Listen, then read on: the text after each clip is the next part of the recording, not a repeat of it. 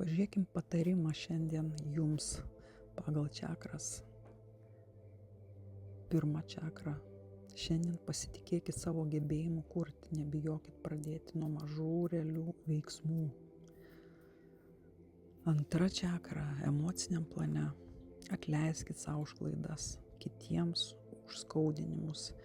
Šiandien trečia čakra Saulės rezginio. Pasitikėkit savo keliu, net jei nežinot visų atsakymų. Svarbiausia žengti žingsnį.